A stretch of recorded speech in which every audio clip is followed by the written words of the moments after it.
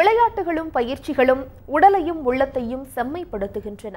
ஆனால் அவைகளை எல்லா இடங்களிலும் எல்லா வயதிலும் தனியாக செய்ய முடிவதில்லை. இதனை எளிய முறையில் கடைபிடிப்பதே யோகா. யோகம் என்ற சொல்லுக்கு இணைதல் அல்லது இணக்கமாக இருத்தல் என்று அர்த்தமாகும்.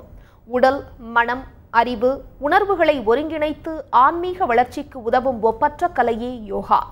இந்த கலை இந்தியாவில் தோன்றி வளர்ந்த ஒழுக்க நெறியாகும். உடலையும் உள்ளத்தையும் நலத்துடன் வைத்து காக்கும் ஒழுக்கங்களை பற்றிய நெறியை விளக்குகிறது. யோகாவை திட்டமிட்டு நடைமுறைப்படுத்தியது பதஞ்சலி மகரிஷி என அறிவிப்படி முறையான யோக சாஸ்திரத்தை கண்டுபிடித்த பெருமையும் பதஞ்சலி மகரிஷியையே சாரும் என கருதப்படுகிறது. இமயம், நியமம், ஆசனம், பிராணயாமம், பிரத்யாகாரம், தாராணை, தியானம், சமாதி ஆகியவை யோகத்தின் 8 அங்கங்களாக கருதப்படுகிறது.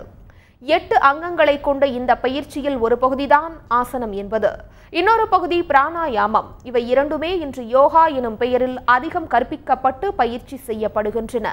யோகாவில் முயற்சியும் பயிற்சியும் முறையாக தொடர்ந்தால் ஆரோக்கிய வாழ்வை அனைவரும் பெற முடியும் என்பது நிதர்சனமான உண்மை.